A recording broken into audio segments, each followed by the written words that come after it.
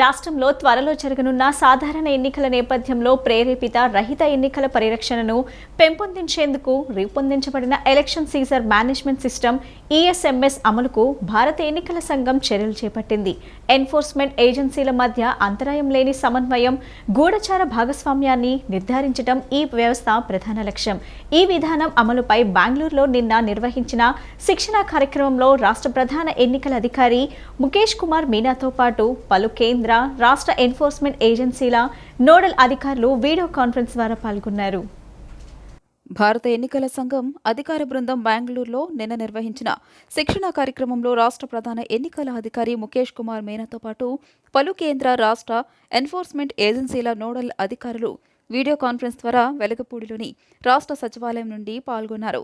Video conference ద్వారా రాష్ట్రంలోని అన్ని జిల్లాల ఎన్నికల అధికారులు పాల్గొన్న ఈ శిక్షణ కార్యక్రమంలో బెంగళూరు మరియు ఢిల్లీ నుండి భారత ఎన్నికల సంఘం అధికారులు పాల్గొని ఈఎస్ఎంఎస్ వినియోగంపై పవర్ పాయింట్ ప్రెజెంటేషన్ ద్వారా వివరిస్తూ ఆ వ్యవస్థ వినియోగంలో పలువురు అధికారులకు వచ్చిన సందేహాలను భారత ఎన్నికల సంఘం డైరెక్టర్ పంకజ్ శ్రీవాస్తవ్ నివృత్తిపరిచారు. శిక్షణా కార్యక్రమం ముగింపు సందర్భంగా రాష్ట్ర ఎన్నికల ప్రధాన అధికారి ముఖేష్ కుమార్ మీనా మాట్లాడుతూ election Caesar management system ESMS వినియోగం వల్ల ఆటోమేటిక్గా డేటా జనరేట్ అవ్వడం, సేవ్ అవ్వడం వల్ల మానవ తప్పిదాలకు, డూప్లికేషన్కు అవకాశం ఉండదనే అభిప్రాయాన్ని వ్యక్తం చేశారు. పోలీస్, ఎక్సైజ్, ఇన్కమ్ ట్యాక్స్, వాణిజ్య పనులు, నార్కోటిక్స్ కంట్రోల్ బ్యూరో తదితర ఎన్ఫోర్స్మెంట్ ఏజెన్సీలు ఈ వ్యవస్థను వినియోగించేటప్పుడు ఏ శాఖ ఎటువంటి విధులను నిర్వర్తించాలి అనే అంశంపై ప్రోటోకాల్ సమస్య తలెత్తకుండా ఉండేందుకై ప్రామాణిక ఆపరేషన్ విధానాన్ని రూపొందించాలని కోరారు. ఈ శిక్షణ కార్యక్రమంలో ఈఎస్ఎంఎస్ వినియోగంపై చక్కని అవగాహన కల్పించారని, అయితే డెమో నిర్వహణ సమయంలో ఈ వ్యవస్థ వినియోగంపై ఏమైనా సందేహాలు, సమస్యలు తలెత్తితే తక్షణమే వాటిని నివృత్తిపరిచేందుకు సంబంధిత అధికారులు అందుబాటులో ఉండాలని ఆయన కోరారు. గడిచిన 2 దఫాలుగా మంగళగిరిలో వైఎస్ఆర్ కాంగ్రెస్ పార్టీ విజయకేతనం ఎగురవేసిందని, త్వరలో జరగనున్న ఎన్నికల్లోనూ తమ పార్టీ అభ్యర్థి గంజి చిరంజీవి తప్పక విజయం సాధిస్తారని రాజ్యసభ సభ్యుడు, వైఎస్ఆర్ కాంగ్రెస్ పార్లమెంటరీ పార్టీ నేత విజయసాయిరెడ్డి ధీమా వ్యక్తం చేశారు. ఈ నియోజకవర్గంలో గతంలో తెలుగుదేశం పార్టీ గెలిచిన దాఖలాలు లేవన్నారు. వచ్చే ఎన్నికల్లో ఆ పార్టీ అభ్యర్థి నారా లోకేష్ ఓటమి తథ్యమన్నారు. కాంగ్రెస్ పార్టీ ఆంధ్రప్రదేశ్ రాష్ట్రంలో ఏనాడో చనిపోయిందని విజయసాయిరెడ్డి అన్నారు. ఈ నెల 31న మంగళగిరిలో వైఎస్ఆర్సీపీ తలపెట్టిన సామాజిక సాధికార బస్సు యాత్ర ఏర్పాట్లను స్థానిక నాయకులతో కలిసి రాజ్యసభ సభ్యుడు, వైఎస్ఆర్ కాంగ్రెస్ పార్లమెంటరీ పార్టీ నేత విజయసాయిరెడ్డి పరిశీలించారు. అనంతరం మీడియాతో విజయసాయిరెడ్డి మాట్లాడుతూ ఈ నియోజకవర్గంలో గతంలో తెలుగుదేశం పార్టీ గెలిచిన దాఖలాలు లేవన్నారు. వచ్చే ఎన్నికల్లో ఆ పార్టీ అభ్యర్థి నారా లోకేష్ ఓటమి తథ్యమన్నారు. మంగళగిరిలో వైఎస్ఆర్సీపీ నుంచి వెనుకబడిన సామాజిక వర్గానికి చెందిన వ్యక్తి గంజి చిరంజీవి పోటీలో నిలబడుతున్నారని చెప్పారు. ఆయన తప్పక విజయం సాధిస్తారన్నారు. కాంగ్రెస్ పార్టీ ఆంధ్రప్రదేశ్ రాష్ట్రంలో ఏనాడో చనిపోయిందని విజయసాయిరెడ్డి అన్నారు. రాష్ట్రాన్ని అడ్డుగోలుగా వెడగొట్టి ఏపీ ప్రజలకు కాంగ్రెస్ పార్టీ తీరని అన్యాయం చేసిందని అన్నారు. రాబోయే తరాలకు సైతం ఆ పార్టీ తీరని ద్రోహం చేసిందన్నారు. ఆ పార్టీ ఏపీకి చేసిన ద్రోహాన్ని ఇక్కడి ప్రజలు ఎప్పటికీ క్షమించరని, కాంగ్రెస్ పార్టీ చరిత్ర పుటల్లో కలిసిపోయిందని అన్నారు. మీరు ఒక్కసారి చరిత్ర తిరగవేయండి. తెలుగుదేశం పార్టీ మంగళగిరిలో ఏ రోజు ఏ సార్వత్రిక ఎన్నికల్లో ఇంతవరకు గెలవలేదు. వైఎస్ఆర్ కాంగ్రెస్ పార్టీ గత 2 సార్లు ఇక్కడ మేము ఈ సీటును కైవసం చేసుకున్నాం. రాబోయేటటువంటి 2024 ఎన్నికల్లో తప్పకుండా వైఎస్ఆర్ కాంగ్రెస్ పార్టీ మంగళగిరి స్థానాన్ని కైవసం చేసుకుంటుంది. ప్రత్యర్థి తెలుగుదేశం పార్టీ అభ్యర్థి లోకేష్ తప్పకుండా ఓడిపోతాడు. మా అభ్యర్థి గంజి చిరంజీవి తప్పకుండా గెలుస్తాడన్నటువంటి విశ్వాసం, ధీమా మాలో ఉంది. జగనన్న హయాంలో అందరికీ మేలు చేస్తున్నామని, ప్రజలకు చేసిన మంచిని వివరిస్తున్నట్లు ఎమ్మెల్యే వెల్లంపల్లి శ్రీనివాస్ అన్నారు. ప్రతి ఇంట్లో జగన్ కావాలని కోరుతున్నారని, జగన్ ఉండగా మరొకరు సీఎం కాలేరన్నారు. ఇల్లు అమ్ముకునేవాడు చంద్రబాబు అని, ఉచితంగా ఇల్లు ఇచ్చే నేత జగన్ అని అన్నారు. బాబు, లోకేష్, పవన్ ఎక్కడ పోటీ చేస్తారో వారికే తెలియదన్నారు. బోండా ఉమా లాంటి పెత్తందారులు ఇంకా అవసరం లేదన్నారు. సెంట్రల్ నియోజకవర్గం 24వ డివిజన్, రెడ్ సర్కిల్, శిఖామణి సెంటర్ ప్రాంతాల్లో వైఎస్ఆర్సీపీ సెంట్రల్ నియోజకవర్గం సమన్వయకర్త ఎమ్మెల్యే వెల్లంపల్లి శ్రీనివాసరావు పర్యటించారు. డిప్యూటీ మేయర్ అవుతూ శైలజారెడ్డి, ఎమ్మెల్సీ రూహుల్లా, స్థానిక కార్పొరేటర్ కుక్కల అనిత రమేష్తో కలిసి ప్రతి ఇంటికి వెళ్లి కరపత్రం ఇస్తూ ప్రజలతో మాట్లాడారు. రోడ్డుకు ఒకవైపు వెల్లంపల్లి గడప గడప నిర్వహిస్తుండగా రోడ్డుకు మరోవైపు తూర్పు నియోజకవర్గంలో అవినాష్ గడప గడప నిర్వహిస్తున్నారు. ఈ క్రమంలో పరస్పరం ఎదురుపడి ఒకరినొకరు పలకరించుకున్నారు. అనంతరం వెల్లంపల్లి మాట్లాడుతూ అంతరి సమన్వయంతో ప్రతి గడపకు వెళ్తున్నామని తెలియజేశారు. తమ దృష్టికి వచ్చిన సమస్యను అక్కడికక్కడే పరిష్కరిస్తామని తెలిపారు. ప్రజల వద్దకు వెళ్తుంటే ప్రతి ఇంట్లో జగన్ కావాలని కోరుతున్నారన్నారు. చంద్రబాబు ఇల్లు అమ్ముకున్నారని, నేడు జగన్ ఇల్లు ఉచితంగా ఇస్తున్నారన్నారు. జగన్ మళ్లీ సీఎం కావాలని కోరుకుంటున్నారన్నారు. సెంట్రల్ ప్రజల నుంచి చక్కని స్పందన వస్తోందన్నారు. బాబు, లోకేష్, పవన్ ఎక్కడ పోటీ చేస్తారో తెలియక తిరుగుతున్నారన్నారు. బోండా ఉమకు ధైర్యం ఉంటే గడప గడపకు వెళ్లాలన్నారు. చంద్రబాబు, లోకేష్, పవన్ కళ్యాణ్లకు భయం మొదలు అయిందన్నారు. బోండా ఉమ ఉదయం ఎండా, సాయంత్రం చంద్రుణ్ణి చూడడన్నారు. వాళ్లు ప్రజలకు అవసరమా అని ప్రశ్నించారు. బోండా ఉమతో తనతో పోటీ పడాలని సవాల్ విసిరారు. దమ్ముంటే గడప గడపకు తిరగాలన్నారు.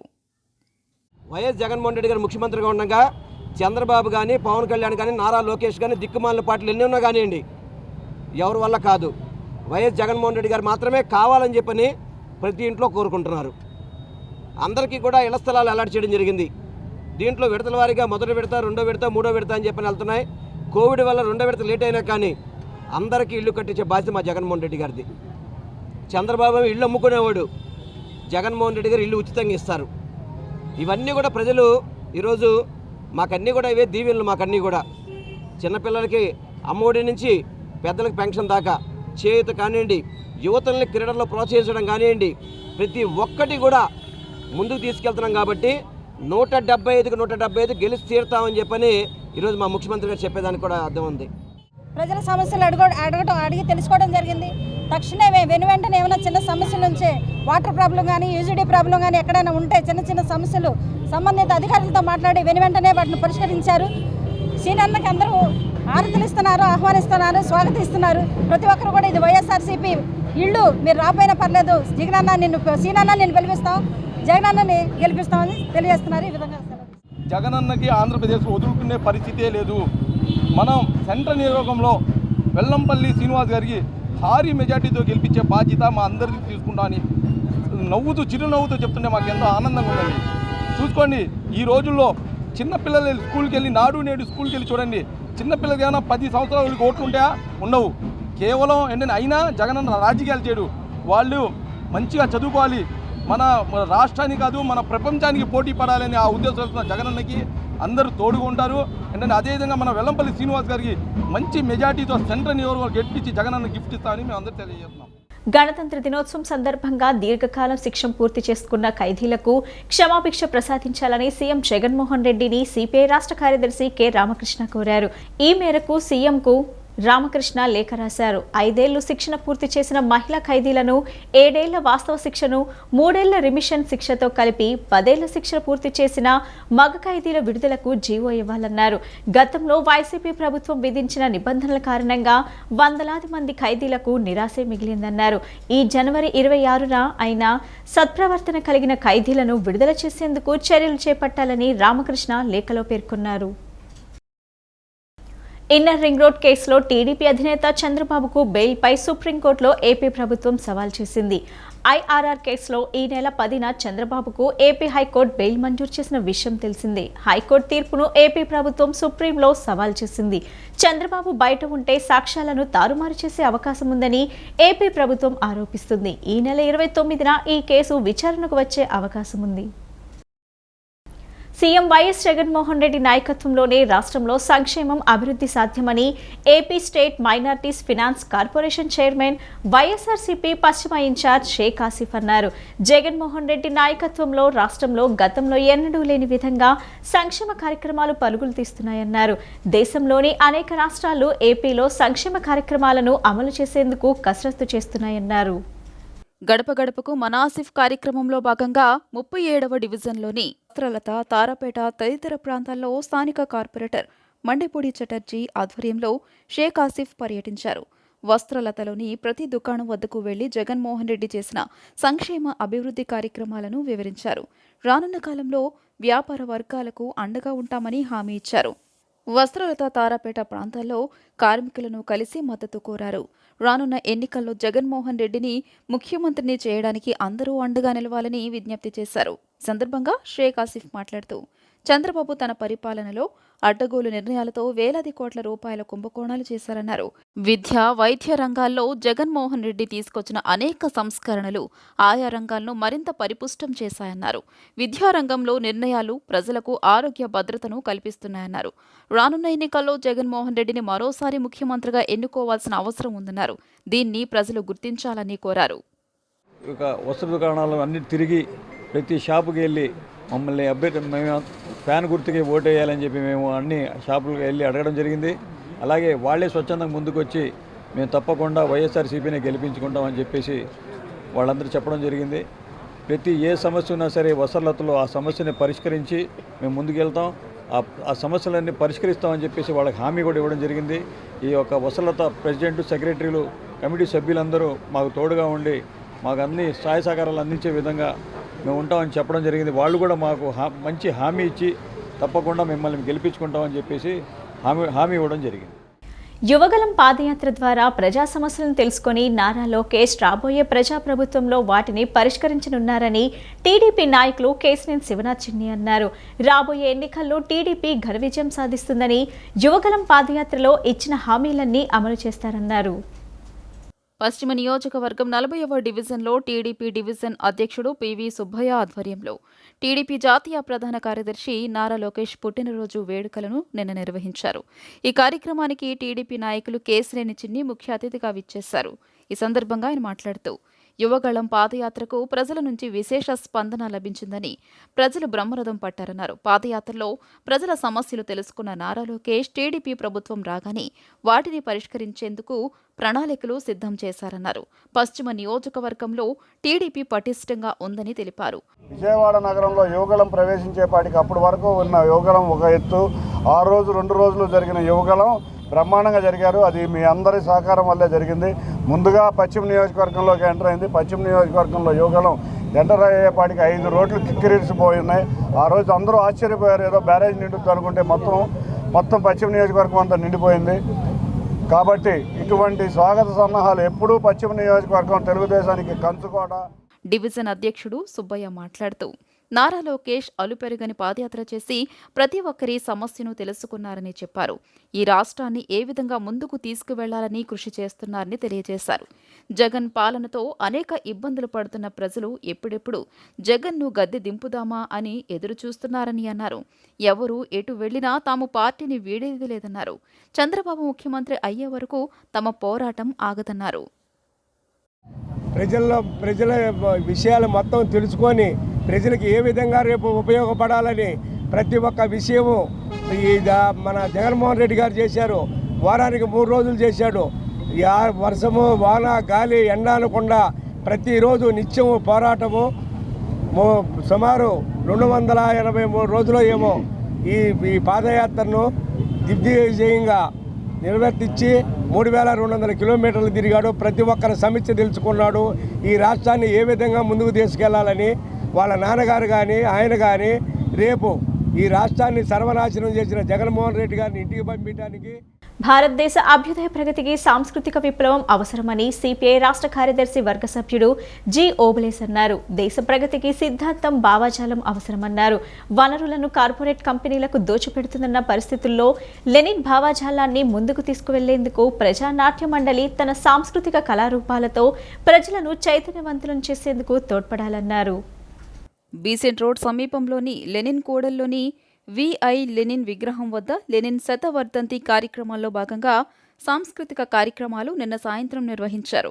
ఈ సందర్భంగా సిపిఐ రాష్ట్ర కార్యదర్శి వర్గ సభ్యుడు ఓబులేసు మాట్లాడుతూ దేశమంతా రకరకాల విగ్రహాల పేర్లతో మూఢ విశ్వాసాలు, నమ్మకాలపై విద్వేషాలు రెచ్చగొడుతున్నారని ఆరోపించారు.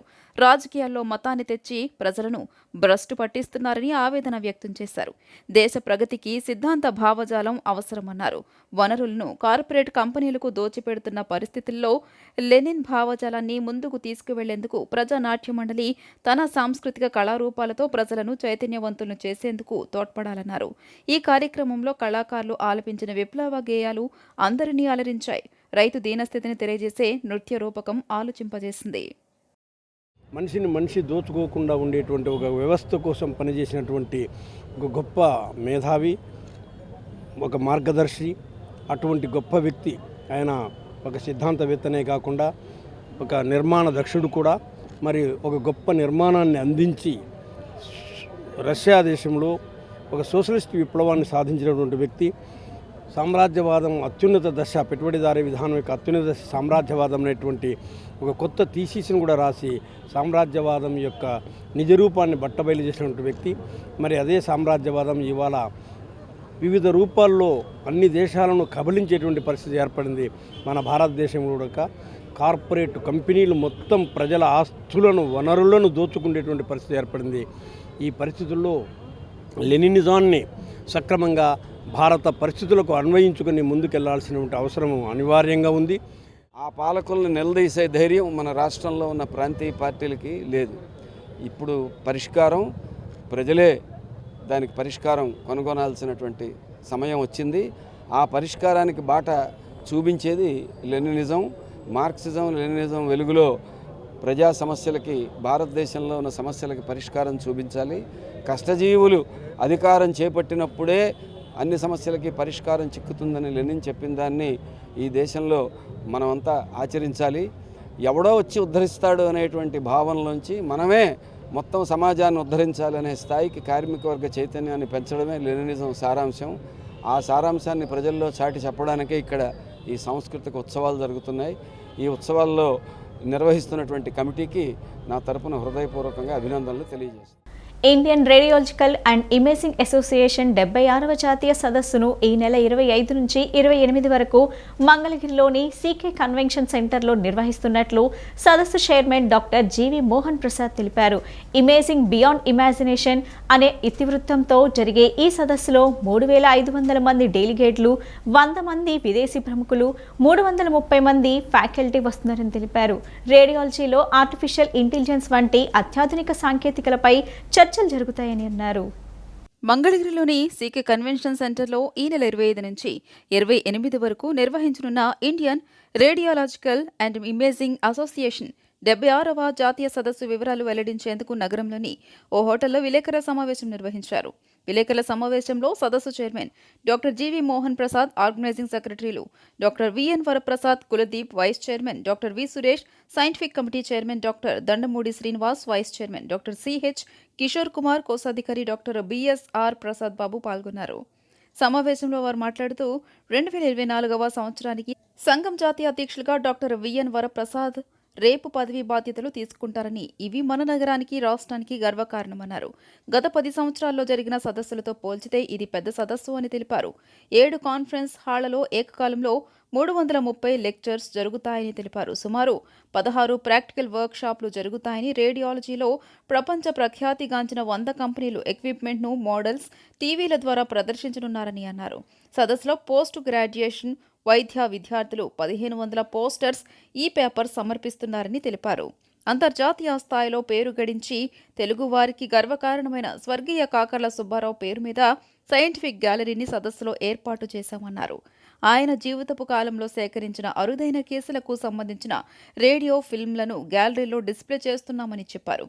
రేపు డాక్టర్ కాకర్ల సుబ్బారావు 100వ జయంతి అని, ఆయనకు ఘన నివాళులు అర్పిస్తామని తెలిపారు. గూగుల్ సంస్థకు చెందిన ఆర్టిఫిషియల్ ఇంటెలిజెన్స్ సైంటిస్టులు కూడా సదస్సులో పాల్గొని రేడియాలజీలో పేషెంట్ కేర్ నందు ఆర్టిఫిషియల్ ఇంటెలిజెన్స్ వినియోగం గురించి వివరిస్తామన్నారు. అత్యంత రేర్ కేసెస్, అరుదైన కేసులతో ఆయన జీవిత కాలంలో సేకరించి సంకలనం చేసిన ఒక లిస్ట్ అంతా ఆయన కేవలం ఆంధ్రప్రదేశ్ రేడియాలజీ శాఖ వారికి మాత్రమే ఇచ్చారు. ఇది భవిష్యత్తులో వైద్య విద్యార్థులకు ఉపయోగపడేలాగా మీరు చూడండి అని ఆయన జీవిత కాలపు సేకరించిన అరుదైన రేడియాలజీ కేసుల యొక్క ఫిల్ములు ఇవన్నీ కూడా. సో ఆ అరుదైన డాక్టర్ కాకర్ల సుబ్బారావు గారి సేకరించిన అరుదైన విషయాలన్నిటినీ డిస్ప్లే చేస్తూ అక్కడ ఒక సైంటిఫిక్ గ్యాలరీని మనం ఏర్పాటు చేయటం జరిగింది. ఇది కాకుండా మొట్టమొదటిసారిగా దేశంలోనే ఇన్ని వందల కేసులు, అంటే 1500 పేపర్లు పోస్టర్స్ రావటము, మనం డిస్ప్లే చేయటము, ఇది first time in the country. ఇంత ఇది రావటం, ఇంత రెస్పాన్స్ రావటము, ఇంత డిస్ప్లే చేయటం. ఈ డిస్ప్లేలో కానీ ఈ ట్రేడ్లో కానివ్వండి అత్యంత అధునాతనమైన విషయాలన్నింటినీ కూడా మేము అక్కడ ఏర్పాటు చేస్తున్నాం. రీసెర్చ్ అండ్ మెథడాలజీ క్రైటీరియా, కొన్ని ఇండియన్ స్టాండర్డ్స్ ఉన్న నామ్స్ అని ఇట్లాంటి చాలా ప్రోగ్రామ్స్ అన్నీ డివైస్ చేశాము. ఇవన్నీ ఇండియన్ స్టాండర్డ్స్, రేడియాలజీ స్టాండర్డ్స్ని చాలా చాలా ఎత్తుకి తీసుకెళ్లే విధంగా నెక్స్ట్ 5 years ప్రణాళికని ఇప్పటి నుంచి ప్రింట్ చేయడానికి ట్రై చేస్తున్నాము. లాస్ట్ 3 yearsలో ఒక అద్భుతమైన 6 వాల్యూమ్ల ఒక Indian Radiology and Imaging Association తరపున ఒక text book 6 volumes world famous publisher Elsevier publish చేశారు. అది మనం దాదాపు ఒక 1000 మంది పైన ఇండియన్ డాక్టర్స్ రచించారు ఇందులో చాప్టర్స్ని. వరల్డ్లో one of the famous radiology book అయింది ఇప్పుడు ఇది. 6 volumes book, big book. Each volume, ఒక్కొక్క వాల్యూమ్లో 1000 pages దాకా ఉన్నాయి. అట్లా 6000 చిల్లర పేజెస్తో ఒక పెద్ద 100 రకాల పుస్తకాలు చదవకుండా అన్నీ కలిపి స్టూడెంట్స్కి ఒకే పెద్ద వాల్యూమ్లో పుస్తకాలు ఇచ్చేటట్టు ఒక 3 ఏళ్ళు కష్టపడి మేమంతా రచించాము. ఇప్పుడు అది వరల్డ్ ఫేమస్ అయిపోయింది. సో ఎప్పుడైతే మోహన్ ప్రసాద్ గారు, డాక్టర్ వరప్రసాద్ గారు కలిపి కాన్ఫరెన్స్ సాధించుకుని వచ్చారో, మేమందరం మీటింగ్లో కూర్చుని వీఆర్ థింకింగ్ ఎలా చేద్దాం, అసలు మనకి ఇక్కడ కన్వెన్షన్ ఫెసిలిటీస్ లేవు. దో సీకే కన్వెన్షన్ పెద్దదైనా సరే రేడియాలజీ అంటే ఒక మెడికల్ కాన్ఫరెన్స్ తగ్గట్టు జాతీయ స్థాయి కాన్ఫరెన్స్కి తగ్గట్టు ఉండదు. ఈ బులెటిన్ ఇంతటితో సమాప్తం. తిరిగి మరో బులెటిన్ కలుద్దాం. నమస్కారం.